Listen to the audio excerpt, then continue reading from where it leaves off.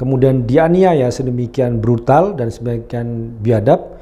Ini kan memang kaum katakanlah pengecut ya, kaum biadab yang memang beraninya hanya keroyokan gitu loh. Ingin saya katakan bahwa itu tindakan yang sangat pengecut. Ngeroyok itu pengecut, kemudian memukul dari belakang itu juga sangat pengecut.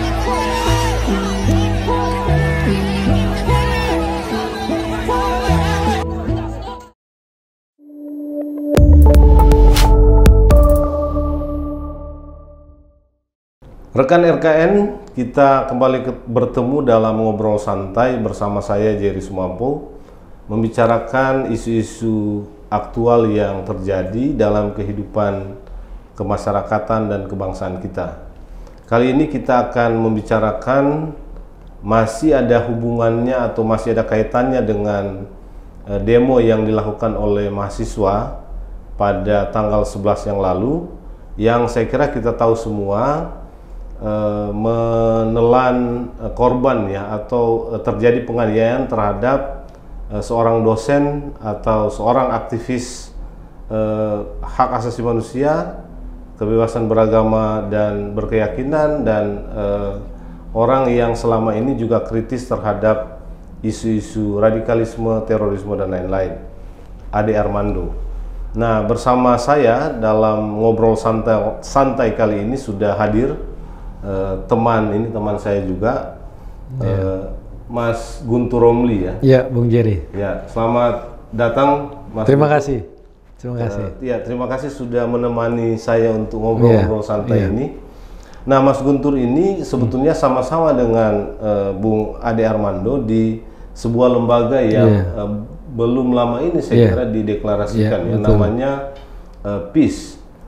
Persatuan Indonesia untuk Semua. Pergerakan. Pergerakan. Indonesia untuk Semua. Pergerakan Indonesia untuk semua. Jadi ada gerakan ya, pergerakan Indonesia untuk semua, dan Mas Guntur ini atau Bro Guntur ini masuk sebagai salah satu pengurus ya. Pengurus. Ya. Dan kita harus katakan juga ya, sebetulnya kenapa kita mengundang Bro Guntur ini, karena kalau kita ingat dulu ya, apa ini ya, kita sebut ya, pernah mengalami kasus yang relatif sama dengan Ade Armando. Waktu itu kejadiannya di Monas, gitu ya, dan terjadi pemukulan dan agak parah juga ya, meskipun sebetulnya tidak separah ya, tidak separah Bung Ade yang dialami oleh Bung Ade Armando. Nah, Mas Guntur atau Bro Guntur ya, sebetulnya apa yang mungkin orang perlu tahu tuh kita tentu prihatin, kita sedih dan mungkin juga marah ya dengan penganiayaan yang terjadi. Tidak semestinya terjadi seperti itu, betul. Tapi banyak orang bertanya banyak orang bertanya sebetulnya apa urusan dan kepentingannya Ade Armando itu ada di sana. Ini mungkin perlu publik tahu ya. Meskipun tentu orang bebas ya, orang bebas, tapi ada banyak orang bertanya sebetulnya tentang apa sih urusannya Bung Ade Armando itu ada di sana. Gitu. Terima kasih Bung Jerry. Jadi Kak Ade Armando itu datang ke demo tanggal 11 April karena kan dia menganggap memiliki kesamaan agenda yang sama dengan mahasiswa. Betul.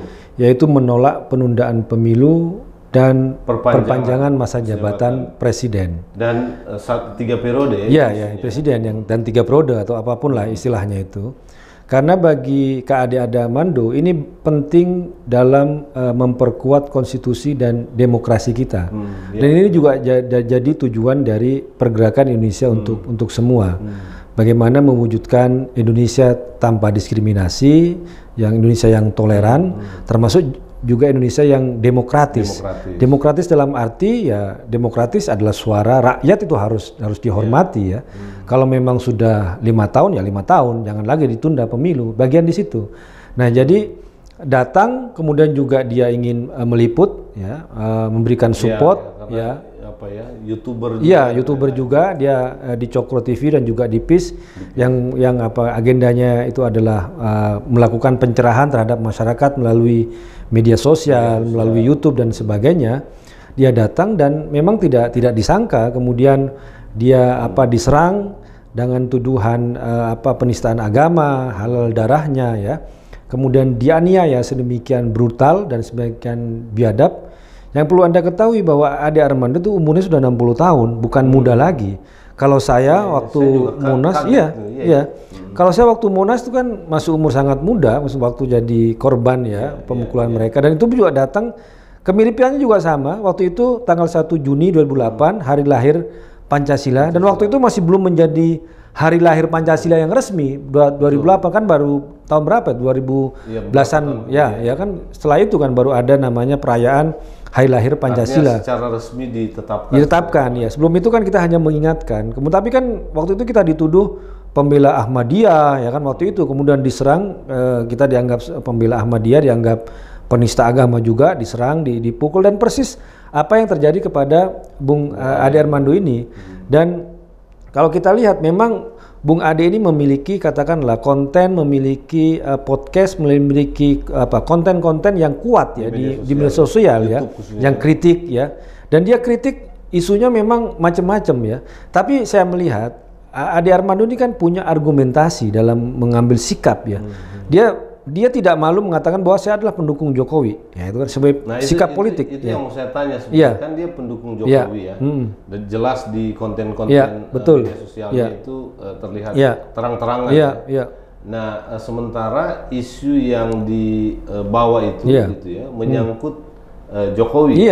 Semestinya kan kalau ikuti logika biasa harusnya mendukung kan, mendukung penundaan pemilu. Dia tidak, yaitu salah satu kelebihan dari Ade Armando, dia mendukung dengan punya argumen dan tetap sikap kritis. Jadi dia menolak penundaan pemilu dan perpanjangan masa jabatan presiden sebagai seorang pendukung Jokowi. Jadi bukan seorang pendukung Jokowi yang fanatik ya, yang menginginkan 3 periode, perpanjangan atau penundaan pemilu, tidak ya. Tapi dia punya argumentasi dan sikap kritis yang jelas itu. Nah, dan juga kita melihat misalnya dalam kasus yang lain, dia sangat kritis misalnya kepada Anies Baswedan dalam di Pilkada DKI, kemudian di pemerintahan Anies. Tapi dia ketika Anies itu diserang dengan isu rasisme sebagai keturunan Arab Yaman, dia membela gitu loh.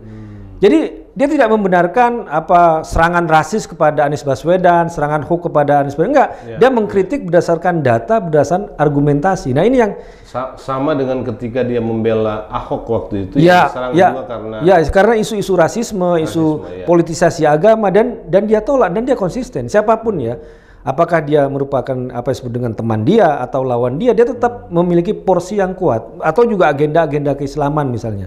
Dia sangat kritis, sangat keras terhadap isu intoleransi, isu radikalisme di kalangan umat Islam. Tapi dia juga misalnya kalau ada katakanlah orang yang dianggap memiliki kebencian lah terhadap Islam, dia akan berpolemik dan menolak. Misalnya kasus Saifuddin Ibrahim yang dari Amerika, dia menolak sangat keras gitu loh.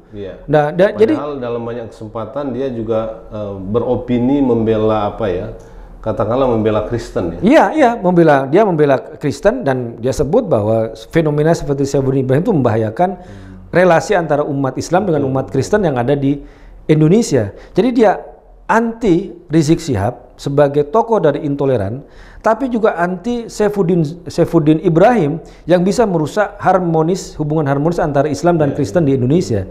Jadi fair dia seorang Ade Armando gitu loh. Nah, yang menarik kan sebetulnya misalnya saya sebetulnya berpikir begini, apakah itu yang mau ditunjukkan oleh seorang Ade Armando gitu ya, dengan datang di kerumunan massa mahasiswa di demo itu ya. Artinya dia mau memperlihatkan bahwa saya ini pendukung Jokowi tapi anti, saya selalu setuju dengan wacana yang dianggap mendukung. Katakanlah mungkin bukan oleh Jokowi sendiri, tapi oleh orang sekelilingnya. Orang-orang sekelilingnya. Dan tidak menyangka ternyata dalam aksi itu ada katakanlah penyusup. Mereka bukan mahasiswa. Apa nggak ada tidak ada kekhawatiran sama sekali bahwa demo itu sebagaimana demo-demo yang ada di kita ya selama ini, bahwa selalu ada penumpang gelap, selalu ada orang-orang yang bukan para pendemo ya. Artinya bukan, kemarin itu kemudian terbukti bukan mahasiswa. Bukan mahasiswa, dan pelaku juga yang ditangkap sudah 4 orang. bukan mahasiswa dan juga bukan bagian dari demo tersebut ya. Itu nggak ada kekhawatiran itu.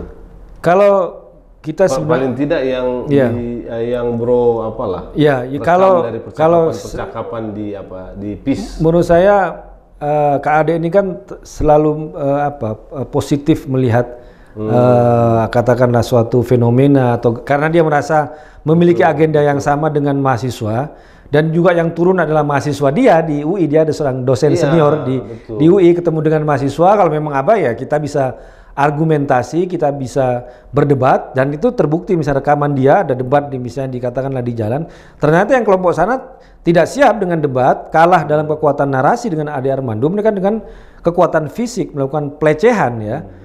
Dan itu yang terjadi gitu loh. Nah, Bung Ade Armando ini kan adalah ketua ya? Iya, ketua. Ketua apa sebutannya, ketua atau ketua umum? Ketua umum lah. Ketua umum ketua umum dari PIS tadi ya. Iya. Ada agenda PIS ini dalam rangka merespon atau menyikapi kasus ini? Saya kira ini bahwa PIS ini kan hadirnya kan memang untuk mewujudkan Indonesia untuk semua. Kalau kita baca misalnya itu adalah di pidatonya Bung Karno tanggal 1 Juni yang di hari lahir Pancasila di depan katakanlah BPUPKI waktu itu tentang mengusulkan Pancasila, ada pidato Bung Karno yang menyebutkan bahwa ingin kemerdekaan Indonesia untuk semua, tidak hanya untuk satu golongan ya. Oh, jadi nama itu juga? Iya, juga di situ, inspirasi dari situ bahwa ada pidato Bung Karno bahwa ini Indonesia untuk semua, nggak boleh mentang-mentang lo merasa mayoritas, agama lo mayoritas, kemudian merasa memiliki negara. Enggak. Ini negara memang dimerdekakan atau dibangun untuk semua, apapun. Apakah sukunya, apapun agamanya, apakah rasnya, apakah katakanlah gendernya, itu untuk semua. Status sosial, status politik, itu yang ingin diwujudkan. Nah, dan itu melalui gerakan disebut dengan gerakan sipil ya, gerakan masyarakat. Karena kita ini Bung Jerry, kita kan ada mengalami semacam kemunduran lah tentang lembaga civil society di kita. Karena misalnya mungkin ya setelah reformasi dianggap demokrasi sudah selesai, kemudian juga ada polarisasi politik. Nah, PIS ini ingin mengingat kembali bahwa ada agenda-agenda yang mulia yang harus kita tetap perjuangkan. Nah, ini kan tiba-tiba menghadapi kasus ini baru beberapa waktu ya. Kalau nggak salah seminggu 2 minggu belakangan ini baru dideklarasikan. Iya betul. Dan dalam pidatonya Kak Ade Armando dalam peresmian peluncuran PIS itu juga dia bicara soal bahaya radikalisme, bahaya intoleransi ya, bahaya kelompok-kelompok katakanlah garis keras ya. Nah ternyata dia sekarang menjadi korban dari kelompok itu yang sudah kita yang sudah diwaspadai ya, sudah bahwa kan orang sama ini enggak kelompok garis keras dianggap katakanlah hanya konspirasi, hanya bikinan dan sebagainya. Enggak, ini nyata. Nah, makanya nyata di masyarakat ini. Sedang melakukan apa dengan itu sekarang? Ya, merespon kasus ini ya. Ya, tentu saja kita akan tetap tidak patah semangat ya. Meskipun di satu sisi kita ingin ngasih tahu ke masyarakat, ternyata benar lah bahwa bahaya soal radikalisme, intoleransi, kelompok-kelompok garis keras itu sangat nyata di masyarakat kita. Dan itu muncul katakanlah di lapisan-lapisan masyarakat katakanlah itu. Dan itu selalu yang politisasi agama, membawa agama gitu loh. Kemudian yang lain ya tentu saja kita tetap karena ada kekuatan dahsyat dari media sosial, dari YouTube, kita melakukan pencerahan-pencerahan ya. Misalnya kalau kita membaca atau melihat menonton ya konten PIS baik di Instagram, baik di YouTube itu kan isunya soal itu misalnya ada Malang mau jadiin kota halal ya, kita bikin konten yang mencerdaskan, nggak bener dong kayak seperti itu bahwa Malang itu untuk semua banyak masyarakat yang ada di situ, agama dan sebagainya. Tapi kalau begitu bro, nanti PIS ini di stigma atau dituduh sebagai buzzer lagi. Gini, sebenarnya tuh kan istilah buzzer ini nanti PIS bikin, ada ini juga dia bikin. Ya kita dianggap sebagai buzzer itu bagian lah ya, resiko ya. Ya karena kelompok yang katakanlah anti ya. Ya kita kalau misalnya sebut dengan buzzer toleransi, buzzer NKRI, buzzer anti diskriminasi ya kita nggak masalah itu kan. Bahwa ini yang menjadi perjuangan kita karena katakanlah anak muda, kita harus merebut kesadaran anak muda dengan menggunakan media sosial, menggunakan YouTube, konten-konten dan sebagainya ya. Daripada yang muncul di YouTube itu konten-konten seleb, konten artis, rumah tangga, gosip, kenapa tidak kita melakukan penyadaran tentang toleransi, tentang kerukunan? Saya kira itu memang penting ya, dan kita prihatin justru kasus yang menimpa Bung Ade Armando ini ya. Nah tentu kita memang mengecam dan sebagian kalangan mengutuk kebrutalan yang dilakukan oleh sekelompok orang. Nah kenapa? Karena itu bisa terjadi kepada siapa saja. Betul. Ya kalau saya hadir waktu itu Bung Jerry, mungkin saya juga akan menjadi sasaran gitu loh. Betul ya, karena iya betul itu. Konten-kontennya. Iya. Ya itu bagian dari memang sekarang selalu bilang ini bagian dari resiko, dia bilang gitu. Oh, dia sudah. Iya, dia sudah sadar dengan itu. Pilihan jalan itu memang jalan yang beresiko. Iya, beresiko ya. Tentu tidak diduga bahwa itu terjadi dalam demo mahasiswa di kantor DPR MPR itu. Iya, betul itu. Nah, Bro Guntur, ada komunikasi dengan pihak kepolisian sejauh mana proses pengusutan para pelaku dan tindak lanjut dari kebrutalan penganiayaan yang terjadi kepada Bung Ade Armando ini? Iya, kita kalau soal penegakan hukum kan memang mengembalikan semuanya itu mempercayakan semua kepada pihak kepolisian. Dan ternyata kan polisian sigap ketika saat terjadi kekerasan penganiayaan itu dengan memberikan perlindungan kepada Ade Armando, menyelamatkan ya kan, melindungi yang beringas yang membawa, kemudian yang membawa ke rumah sakit juga adalah polisi ya. Kemudian juga melakukan penangkapan terhadap katakanlah yang diduga oleh pelaku. Pelaku ada empat orang katanya yang sudah ditangkap dan masih ada buron yang lain lah yang kalau kita baca sedang dicari. Karena kan zaman sekarang kan apa sih yang tidak direkam? Pelaku pemukulan, pelaku provokasi itu semua polisi sudah punya, datanya punya, buktinya punya, petunjuknya punya. Ya tinggal sekarang kalau kita lihat kemarin yang ikut sama teman-teman yang ikut dengan KAD itu sudah di BAP oleh polisi, saksi-saksi itu yang ada tiga orang, empat orang sama KAD itu udah di BAP oleh polisi, udah diliatin videonya, foto-fotonya, dan mereka semua mengafirmasi, menguatkan bahwa mereka lah melihat orang-orang itu yang melakukan pemukulan, penganiayaan terhadap KAD. Dan ya kita untuk ini sebenarnya mengkonfirmasi terhadap orang-orang yang sudah ditangkap atau yang sedang mau diburon oleh polisi ya. Kita percaya penuh lah kepada penegak hukum, kepada pihak kepolisian gitu. Nah tapi Bro, ada 3 orang yang selamat ya. Anda sudah ketemu mereka? Ya sudah ketemu. Apa kata mereka posisi yang terjadi ketika itu? Iya, jadi ada satu orang itu yang memang dekat dengan KAD, dekat dalam posisi, dia yang memeluk, melindungi kalau kita lihat di video itu. Satu orang. Ada yang lain juga yang terlempar, kemudian dia mencari polisi. Dia yang memanggil polisi. Jadi ceritanya itu KAD itu sebenarnya sama rombongan itu sudah mau keluar. Jadi setelah orasi dari Pak Kapolri di tengah masa udah selesai, dia mau keluar sama rombongan, kemudian terjebak dengan gerombolan itu yang sudah mendatangi KAD ya. Sudah disasar, sudah dicari KAD itu. Dia ternyata ada di aksi itu, kemudian ada temannya yang katakanlah bikin di medsos, manggil teman-temannya datang di situ. Nah kemudian ketika pemukulan itu terjadi ya awalnya mereka itu melindungi KAD, cuma ada satu yang sangat dekat ya yang dalam posisi, kemudian waktu itu ikut meluk dan juga termasuk yang nangis ya. Jadi bukan membantah yang apa yang ditulis oleh Tempo bahwa KAD itu nggak pernah menangis dan minta ampun. Yang menangis itu ada orang yang melindungi dia, seorang anak muda yang masih umur 23 tahun ya. Masih umur 3 tahun yang juga ada di PIS juga, dia yang bikin juga konten-konten juga. Artinya untuk karena muda melihat langsung. Iya, melihat 3 orang itu melihat langsung dekat. Kemudian ada satu orang yang terlempar, kemudian mencari pertolongan polisi.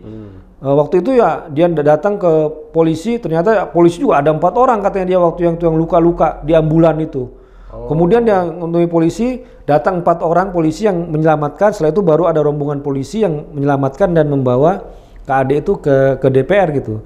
Kemudian ada satu orang yang memang kameramen ya, yang memang merekam penganiayaan itu juga kameramen itu teman dari PIS. Iya, teman dari PIS juga ikut, yang juga apa, katakanlah yang dia merekam. Enggak, itu dia merekam liputan KAD sebenarnya. Kalau kejadian itu saya nggak yakin dia ikut merekam, karena dia waktu itu kan sangat chaos. Dia ikut apa ya, membela ya, ngebantuin, cuma kan karena masanya luar biasa, ditendang, ikut dipukul. Yang satu orang juga sempat juga diperiksa juga di rumah sakit. Kemudian dia ada memar, kemudian ada dia sempat kena pukulan juga. Iya, yang ngelindungi itu. Melindungi yang paling dekat. Iya, paling dekat itu dia juga masuk rumah sakit, tapi dia setelah di CT scan ternyata nggak ada inilah, cuma ya sakit-sakit terus saja. Kemudian ada luka-luka kecil, ada lebam ya kepalanya, kemudian di punggungnya, semuanya badan dia lah, karena dia ikut melindungi. Nah sekarang 3 orang ini yang menjadi saksi ya, dan sudah di BAP ya, diambil keterangannya oleh polisi. Kalau dengar cerita ini, memang yang disasar itu memang Ade Armando. Cuma Ade Armando. Ya, memang Ade Armando. Kalau kelompok yang dia bawa kan mereka berarti kena semua. Iya. Yang tadi itu mungkin memar-memar karena ikut dalam kerumunan itu, ikut menghalangi, dia ikut kena pukulan. Dia juga pakai jaket PIS. Jadi ketika dia katakanlah KAD diseret ya, kan ada videonya diseret diseret. Kemudian dia udah nggak bisa katakanlah melindungi. Dia pergi ya kan, dia dia nggak tahu kemana KAD, kemudian dia coba pergi, dia dikejar sama pengeroyok itu, dia dikejar karena menggunakan jaket PIS. Kemudian setelah dia katakanlah buang itu jaket ya, kemudian dia pergi, mungkin pengejarnya itu baru nggak ngejar lagi gitu loh. Jadi ini memang Ade Armando yang ditarget, kemudian juga PIS mungkin waktu itu juga ditarget, karena kan memang konten PIS itu sangat keras terhadap isu-isu intoleransi sama radikalisme ya.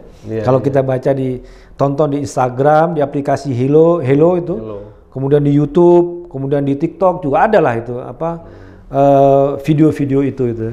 Iya, jadi malah 2 teman yang tidak menggunakan baju atau kaos dia malah selamat, yang tetap ada di situ. Iya, dia malah nggak ini. Tidak ini jadi sasaran itu. Jadi sasaran. Gitu. Ya, ini kalau lihat pemberitaan dan banyak media sudah memberitakan, memang kelihatannya kelompok yang melakukan ini itu adalah kelompok-kelompok intoleran yang selama ini mungkin agak marah, suka dengan Ade Armando ya. Gitu. Jadi memang bukan mahasiswa. Bukan mahasiswa. Dari pemberitaan ini dan dari orang-orang yang di posting itu, yang diduga sebagai pelaku. Gitu. Ya pastilah itu pendukung Rizik, pastilah mereka itu kan, karena kan memang yang kalau baca di situ kan medsos katakanlah yang komen-komen mereka ya selalu itu, karena keras sekali kritik Ade Armando ini kepada Rizik Syihab, kepada FPI, kelompok-kelompok intoleran, kelompok radikal. Mereka lah simpatisannya meluapkan kemarahan kepada Ade Armando itu. Memang mereka berarti ada di tengah-tengah masa atau bahkan mungkin datang ya ketika ada ajakan dari teman-teman yang ada di situ. Dan itu mereka kan selalu menjadikan itu sebagai dalih melakukan penganiayaan ya. Konten Ade Armando di media sosial. Padahal kan Ade Armando tuh keras di media sosial, tapi kita harus juga ingat kelompok mereka juga ada kan yang keras, Rocky Gerung, Refli Harun itu kan, kemudian Abdus Somad itu kan, kemudian si Haikal Hasan sama, kemudian masa karena mereka juga konten media sosial bisa kita aniaya kan tidak? Atau misalnya karena Ade Armando dilaporkan soal penodaan agama ke polisi, tapi kan belum ada kelanjutannya. Tapi ingat, Rizik Syihab juga dilaporkan penodaan agama, Munarman juga penodaan agama dan menjadi tersangka, Abdus Somad juga dilaporkan penodaan agama, Rocky Gerung juga sama, Haikal Hasan juga sama, dan tidak ada kelanjutan hukumnya gitu loh. Jadi kita harus fair juga. Kalau memang Ade Armando, kalau memang Rocky Gerung, kalau memang si Refli Harun, kalau memang si Abdus Somad, Haikal Hasan keras di media sosial, kenapa Ade Armando nggak boleh keras? Kan biar ada perimbangan, biarlah nanti masyarakat yang menilai gitu kan. Ini kan enggak, karena tidak bisa menaklukkan narasi-narasi Ade Armando, mereka kan kekerasan. Kita harus menegaskan bahwa kebebasan untuk berbicara itu tidak boleh direnggut, dikekang, Dan yang paling penting sebetulnya orang-orang yang berbicara keras seperti itu juga tidak boleh diperlakukan secara biadab. Ya, secara biadab, iya. Bung Ade Armando. Iya, itu. Juga yang dulu terjadi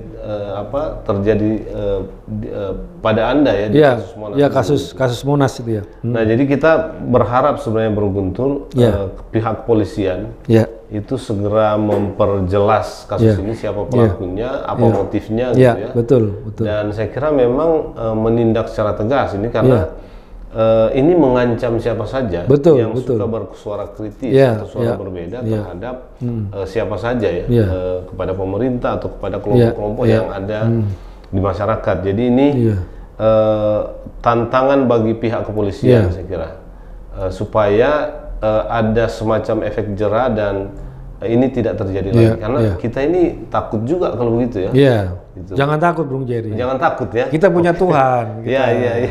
Pelindungan saya Tuhan. Iya, tapi ya sebagai manusia ini kan kadang-kadang ada takut-takutnya juga kan gitu. Nah, boleh ya kita coba tanya-tanya hal-hal yang kira-kira ya kan Bro ini dulu pernah mengalami seperti itu. Suasananya seperti apa ya? Waduh, itu kalau saya kembali kalau ini sorry mungkin, karena ini enggak masalah.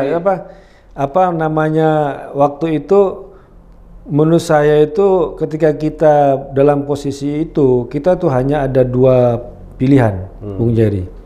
Kita down, trauma, habis ya. Karena perlakuan mereka sangat kasar, sangat keras, sangat biadab apalagi kepada Kak Ade Armando, atau yang kedua kita terus melawan. Dan saya milih yang kedua. Yang kedua yang Anda saya milih yang kedua. Bahwa ini bagian ini saya anggap dengan sebuah kemarahan, ketegasan, dan bahwa ini adalah bagian untuk terus melawan ya.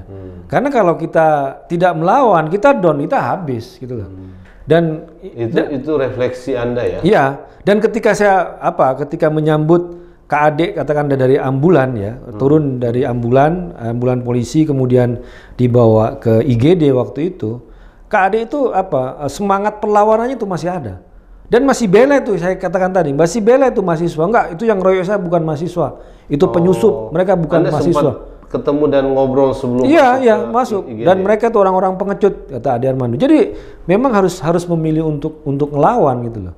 Ya karena kalau kita hanya trauma atau down, ya mereka yang sukses Don. Tujuan mereka kan itu melakukan teror agar kita takut, agar kita down, agar kita nggak melakukan apa-apa lagi. Sehingga mereka lebih leluasa. Ya lebih leluasa. Dan kita tidak. Kita harus memilih ya pilihan yang kedua. Kita harus terus melawan ya. Itulah. Ya tapi situasi ya kalau lihat video-video yang beredar lewat media sosial itu kan mengerikan betul. Betul. Tindakannya mereka itu ya. Bukan soal teriakan-teriakan ya. Kalau teriakan-teriakannya sudah sering kita dengar di mana-mana, tapi perilaku barbar dan barbar dan itu. Waktu Bro Guntur dulu itu gimana itu waktu di Monas? Ya gini, kalau yang saya lihat kasusnya Kak Ade, kalau lihat posisi negara sebenarnya saat ini lebih menguntungkan daripada saya. Waktu itu. Waktu kasus Monas itu kan pelakunya kan ditangkap setelah beberapa hari setelah itu. Betul. Ya kan? Rizik ditangkap setelah beberapa hari, Munarman malah masuk DPO waktu itu, kemudian kelompok-kelompok yang lain juga. Itu kan ditangkap karena Rizik salah ngomong, menghina Gus Dur waktu itu, buta mata, buta hati. Gitu kan? Kemudian ada reaksi dari pengikut Gus Dur untuk melakukan balasan. Akhirnya diambillah si Rizik itu biar dia tidak ada clash. Kamera, media sosial dan teknologi juga waktu itu kurang ya. Tapi waktu itu kan negara masih gamang, pemerintah waktu itu masih gamang. Kalau sekarang kan tegas, langsung diciduk, langsung diambil. Bahkan langsung ketahuan pada saat itu siapa orang. Betul. Meskipun foto saya juga yang babak belur juga nyebar pada waktu itu karena sudah ada Facebook waktu itu kan. Waktu itu sudah ada Facebook, ya udah ada milis yang ini kemudian Ya, waktu itu memang kita bertanya, kok foto-foto seperti ini beredar ya? Iya waktu itu karena kamera foto waktu itu masih sangat terbatas. Kalau sekarang memang udah susah pada saat yang sama dia langsung beredar. Nah, memang kalau yang untuk kasus KAD memang lebih ingin mempermalukannya itu sangat nyata. Dehumanisasi, melakukan pelecehan terhadap kemanusiaan, ya berusaha untuk menelanjangi dan foto. Nah, ini yang juga kita harapkan dari katakanlah masyarakat untuk menghentikan ya untuk konten-konten negatif seperti itu kan tujuannya kan untuk mempermalukan Ade Armando ya kan. Harus dihapus personnya ya. Dan meskipun juga kadang-kadang kita juga hadapi juga dengan katakanlah humor juga mahasiswa katanya mau nurunin Jokowi atau kelompok-kelompok sana ingin nurunin Jokowi, ternyata hanya mampunya nurunin celana. Misalnya kita cara-cara seperti itu untuk katakanlah melawan suasana yang sangat mencekam ya kan. Iya memang ada begitu. Iya, dulu 98 berhasil menjatuhkan Soeharto, sekarang hanya menjatuhkan Ade Armando misalnya. Itu kan contoh-contoh bahwa sarkasme juga ada bagian untuk katakanlah menjawab untuk mengalihkan ya serangan-serangan dan mereka seperti bangga melecehkan seorang Ade Armando ya dengan tindakan yang tidak manusiawi, tapi kita tertawakan mereka katanya kamu mau menjatuhkan Jokowi kok yang jatuh malah Ade Armando. Dan itu pun juga dia dikeroyok oleh banyak orang. Kalau memang satu lawan satu dengan Ade Armando apakah berani gitu kan? Kan ternyata kan orang-orang pengecut ya. Itulah yang terjadi. Cerita teman-teman itu memang Bung Ade ini tidak melawan. Tidak melawan. Dia tidak melawan sama sekali. Dia dipukuli hanya katakanlah melindungi kepalanya jelas ya. Kemudian juga yang lain juga ikut melindungi ya yang itu. Dan memang tidak ada perlawanan dari Ade Armando karena dia memang katakanlah percaya dengan katakanlah dengan kekuatan diskusi, dengan kekuatan akal, narasi gitu kan. Dan dia tidak mau terjebak dalam fisik dan kekerasan itu gitu loh. Dan dia tidak dalam arti ya memang tidak melawan gitu loh. Iya. Gitu. Nah, kalau lihat kalau saya dulu Monas ngelawan. Waktu Monas saya ngelawan, ngelawan. Saya ngelawan katakanlah ikut awal dari saya ya cuma karena waktu itu banyak kemudian ada yang pakai bambu, bukan tangan kosong yang ke saya itu pakai bambu ditusuk ke wajah saya sampai robek di sini kan. Jadi itu ya karena kalau dikeroyok ya gimana itu kan ya, kalau satu lawan satu kan lain cerita kan. Ini kan kaum katakanlah pengecut ya, kaum biadab yang memang beraninya hanya keroyokan gitu loh. Itu yang terjadi. Itu bedanya. Itu penting juga bahwa memang Bung Ade Armando itu tidak melawan. Tidak melawan sama sekali. Keras kata-katanya terhadap. Dan dia dipukul pertama kali dari arah belakang. Dipukul kepalanya bagian belakang. Nah, itu ada videonya. Langsung jatuh ya? Enggak, waktu itu dia dipukul, kemudian setelah dipukul dari belakang, kemudian ada dari samping, dari mana. Ingin saya katakan bahwa itu tindakan yang sangat pengecut. Ngeroyok itu pengecut. Kemudian memukul dari belakang itu sangat pengecut. Dan kelihatannya terencana karena banyak. Banyak yang itu kan. Kan kalau kayak gitu kan chaos kan tinggal siapa yang memulai. Kan ada perempuan itu, ada ibu-ibu itu yang mulai dengan memprovokasi ucapan, kemudian tangan. Sekarang itu nggak terungkap. Belum, mungkin itu masih dalam penelitian investigasi polisi. Kemudian satu orang yang pakai topi itu, yang namanya si Diaul Haq yang sekarang yang sudah ditangkap itu. Dia itu yang mulai memukul dari belakang gitu loh. Bukan dari depan gitu. Bukan katakanlah kalau memang mereka berani katakanlah mau fisik dengan Ade Armando ya kayalah secara kesatria. Bikin lingkaran kayak satu lawan satu dengan Ade Armando berhadapan dari depan tuh kan.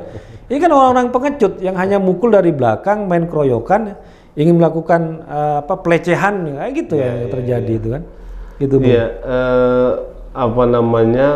oke lah ya, sudah ada kasus seperti ini. Nah, yang menarik juga begini, kan kita lihat memang di video-video yang beredar Bung Ade Armando itu memang dipikul oleh dibopong oleh dua orang polisi dan hampir nggak bisa berjalan ya. Iya, nggak bisa berjalan. Yang menarik tadi setelah dia tadi Anda bilang setelah dari DPR itu dibawa ke ICU, itu masih bisa dia masih sadar. Masih sadar tapi dia muntah darah 3 kali ya kan, karena setelah hasil CT scan kan ada pendarahan di kepala bagian belakang. Maksudnya waktu masih mau masuk ke IC ke IGD. Iya, IGD. Dia masih sadar, masih sadar dan masih bicara ya. Dan dia hanya mau mengklarifikasi bahwa yang menyerang dia itu bukan mahasiswa, gitu kan. Itu penyusut, orang-orang pengecut, kata dia, bahasa dia itu ya, orang-orang pengecut. Dia mau mengatakan ya semacam kesaksian ya bahwa bukan mahasiswa.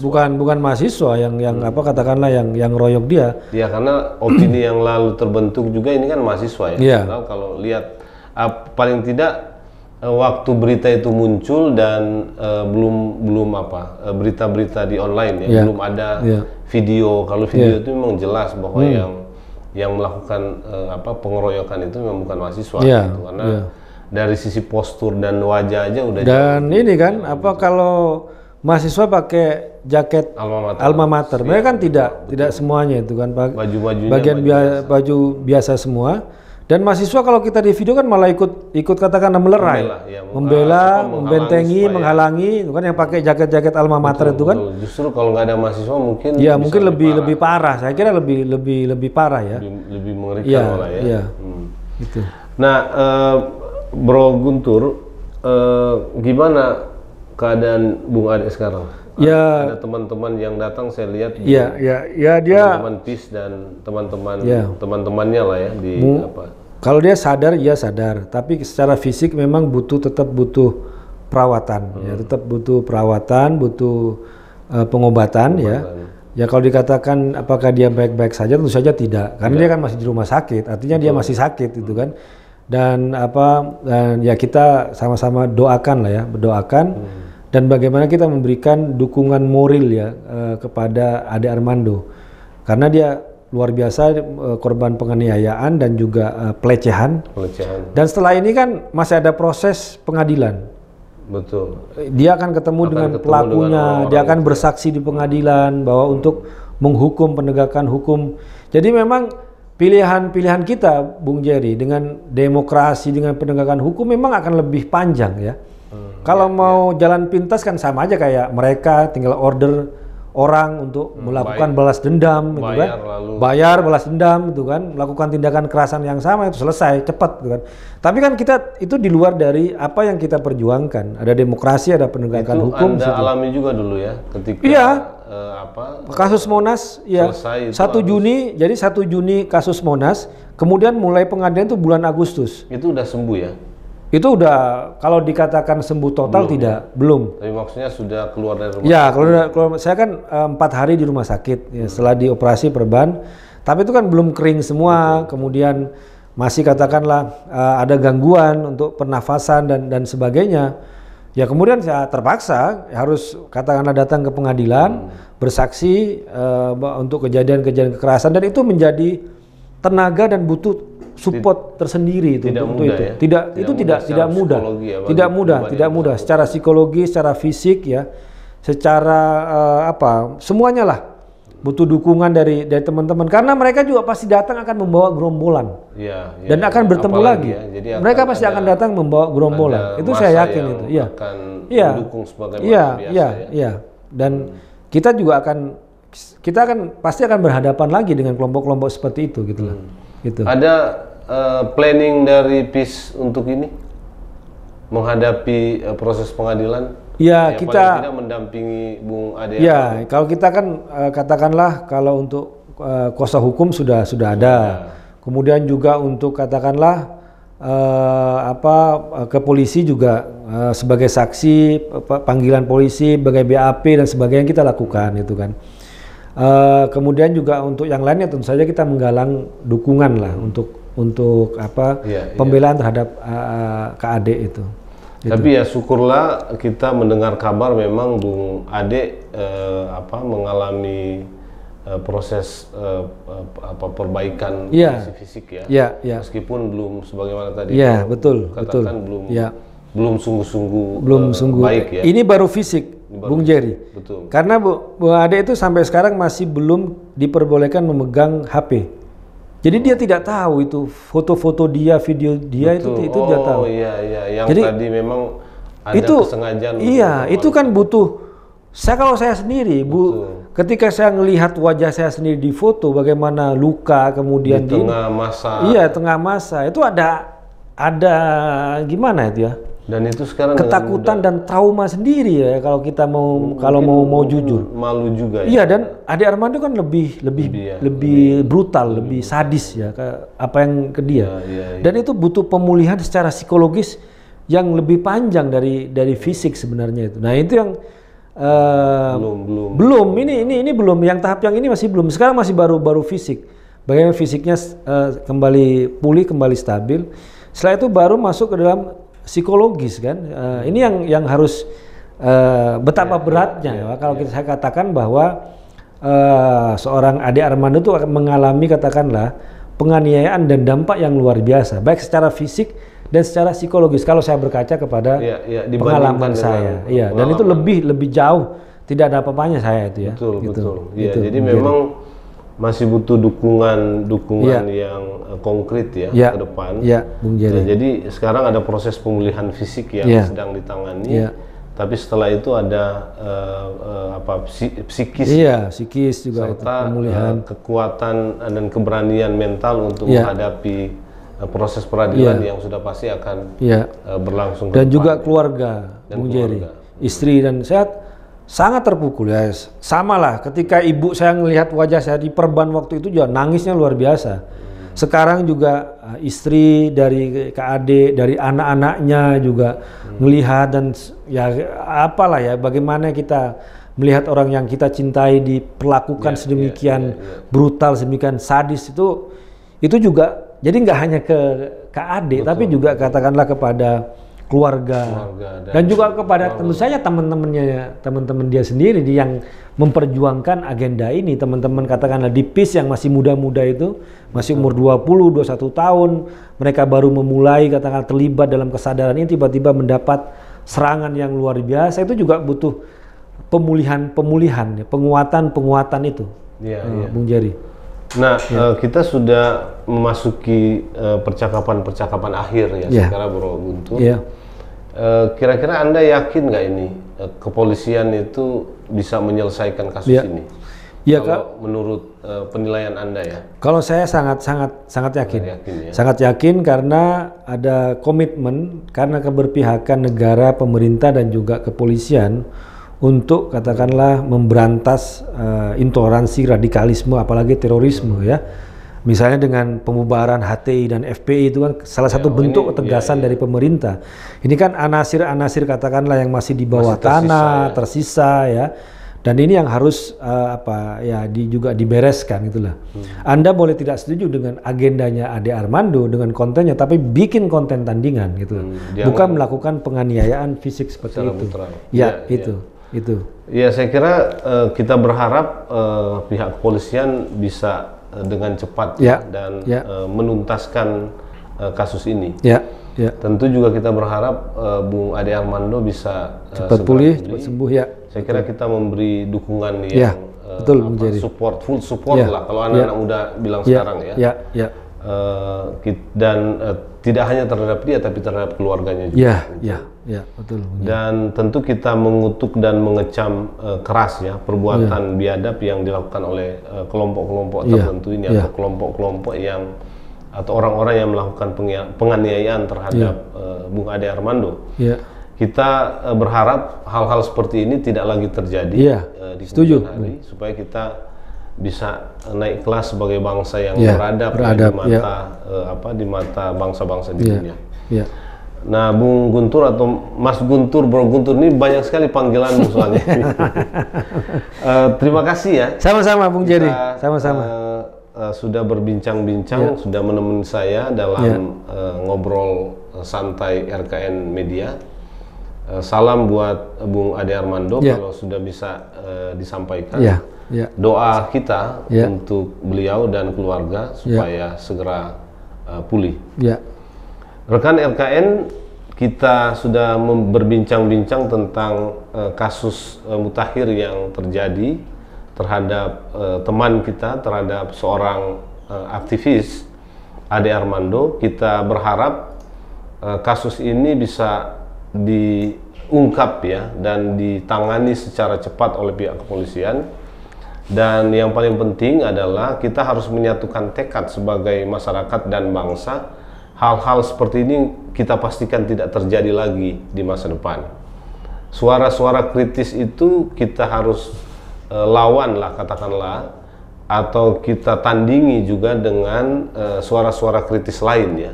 Jadi wacana harus bersanding dengan wacana, betul, tidak dengan kekerasan fisik atau tidak dengan kebrutalan atau kebiadaban yang ditunjukkan oleh orang-orang tertentu ini terhadap Bung Ade Armando. Kita ketemu lagi dalam ngobrol santai berikutnya. Namun kalau ada hal-hal yang ingin Anda sampaikan, Anda kemukakan dan Anda komentari, silakan Anda tuliskan itu dalam kolom komentar yang tersedia. Terima kasih.